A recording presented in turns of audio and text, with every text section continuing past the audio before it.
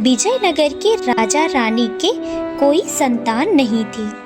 रानी इस बात से बहुत ही उदास रहा करती थी। रानी की उदासी राजा से नहीं देखी जा रही थी। राजा रानी का दिल बहलाने के लिए एक कौवा ले आता है। कौवे का रंग काला था और उसकी बोली तोता मैना की तरह बहुत ही मधुर थी। वो मनुष्य की तरह बोलता भी था। कौवे को मनुष्य की आवाज में बोलता हुआ देखकर रानी बहुत ही प्रसन्न हो गई। रानी अब बहुत ही ज्यादा खुश रहने लगी। रानी को मनोरंजन करने का एक साधन मिल गया था। रानी कौवे की बहुत ही तारीफ किया करती। उसी समय राज्य में युद्ध छिड़ गया।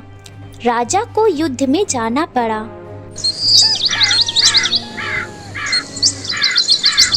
रानी राजा के ना होने से सारा समय उस कौवे के साथ में बिताती थी।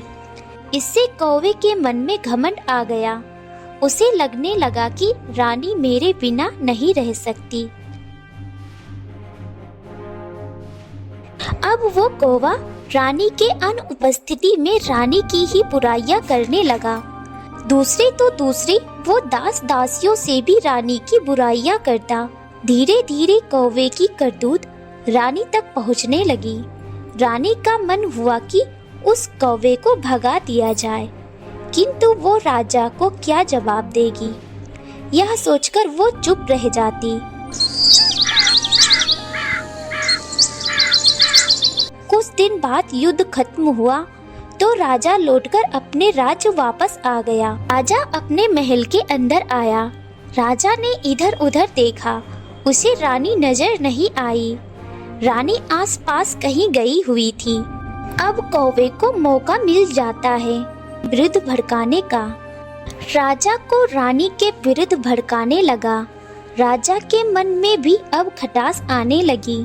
जब रानी घूमकर आ जाती है तो रानी राजा को देखकर अत्यंत प्रसन्न हो जाती हैं। रानी ने राजा से प्यार जताया, किंतु राजा रानी से दूर जाने लगे। रानी को समझ में आ गया यह सब करतूत उस कौवे की है। रानी कौवे के पास गई और कौवे से बोली, कौवे, तू क्यों मेरे पीछे पड़ा है? मुझसे किस जन्म की दुश्मनी निकाल रहा है? आखिर तू क्या चाहता है कौवे? कौवे ने खुश होकर कहा, मुझे तुम्हें परेशान करने में मजा आता है। अभी तो क्या, राजा जी को अभी तो और भड़काऊंगा, तब देखना तुम। राजा दरवाजे के पास खड़ा था। वो रानी और कौवे की बातें सुन रहा था। अब राजा को असलियत का पता चलता है। राजा अत्यंत क्रोधित हुआ। ये कौवा मेरे और रानी के बीच दूरियां पैदा कर रहा है। इसे इसकी सजा जरूर दूंगा। राजा ने सैनिकों को तत्काल आदेश दिया, कौवे की जीभ काट दी जाए और इस राज्य से बाहर कर दिया जाए। कौवा राजा की बात सुनकर बहुत ही रोने लगा। रो रो कर माफी मांगने लगा, लेकिन राजा ने कौवे की एक भी ना सुनी। राजा ने उस कौवे का जीभ कटवाकर राज्य से बाहर कर दिया। उस कौवे को उसके किए की सजा मिल गई।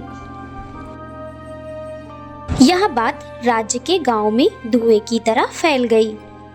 महाराज ने बहुत ही गलत किया। हाँ, महाराज को ऐसा नहीं करना चाहिए था। वो तो पंछी था, बोलता था मनुष्य की तरह, मगर वो तो पंछी ही तो था। रानी के पास गांव में हुए बातों का समाचार जब पहुंचता है तो रानी बहुत ही दुखित होती है। महाराज, हमें लगता है कि हमने उस कौवे के साथ बहुत ही गलत किया। जीभ नहीं कटवानी चाहिए थी उस कौवे की। महारानी, सजा सजा होती है। लेकिन महाराज, वो तो पंछी था, इतनी कड़ी सजा नहीं देनी चाहिए थी। महारानी, जो होना था हो गया, उसकी जीभ वापस नहीं आ सकती। मगर महाराज, वो बिना जीभ के भोजन कैसे खाएगा? मुझे तो उस कौवे के ऊपर बहुत ही दया आ रही है। ऐसा कहकर रानी रोने लगती हैं। महारानी आप रोइए मत, सिपाहियों को भेजकर उस कौवे को फिर से इस महल में बुलवाते हैं। महाराज के मुंह से ऐसी बातें सुनकर महारानी खुश हो गईं। अगले दिन महाराज ने सिपाहियों को आदेश दे दिया। सिपाही जंगल में उस कौवे को ढूंढने के लिए निकल जाते हैं। थोड़ा आगे जाने पर सिपाहियों को कौवे का शव मिलता है। सिपाही यह देखकर घबरा जाते हैं। अरे ये तो मर गया है, इसे मरा हुआ लेकर चलेंगे तो महाराज बहुत ही क्रोधित होंगे। तो क्या कर ही सकते हैं, महाराज ने आदेश दे दिया है। अगर हम उनके आदेश का पालन नहीं करेंगे तो महाराज बहुत ही क्रोधित हो जाएंगे। इस कौवे को लेकर नहीं गए तो हमारा सर कलम हो जाएगा। महाराज का आदेश मानना होगा। इसका शव मिला है, शव को ही लेकर चलना होगा महल। दोनों सिपाही कौवे का शव लेकर राज्य में पहुंचते हैं। सिपाही ये तो मर चुका है। हाँ महाराज, ये हमें जंगल में मरा हुआ मिला। महाराज, हमसे बहुत बड़ा पाप हो गया है। ये कौवा जिंदा होता तो उसका पश्चाताप कर सकते थे हम दोनों, मगर अब कुछ नहीं हो सकता। महारानी, पश्चाताप के लिए और भी उपाय हैं। वो क्या सिपाही? महारानी, इसकी हत्या आप दोनों के कारण हुआ है, इसलिए आप एक यज्ञ करवा दीजिए जिससे कौवे की आत्मा को शांति मिले। महाराज और महारानी को सिपाही का सुझाव सही लगा। अगले दिन ही महाराज और महारानी ने कौवे की आत्मा की शांति के लिए यज्ञ करवाया। महाराज, उस कौवे की आत्मा को शांति मिल गया है।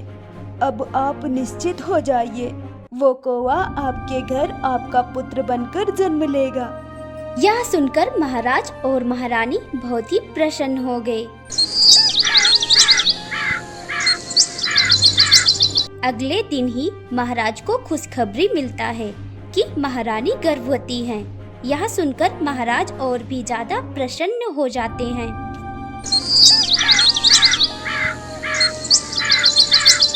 ऐसे 9 महीना बीत गया। महारानी को एक पुत्र हो गया। अपने पुत्र को देखकर महाराज बहुत ही खुश थे। अपने पुत्र का नाम महाराज युवराज रखते हैं। इस प्रकार वो कौवा महाराज के घर जन्म लेकर उनका पुत्र बनकर महाराज और महारानी को किए हुए पापों से बचा लेता है।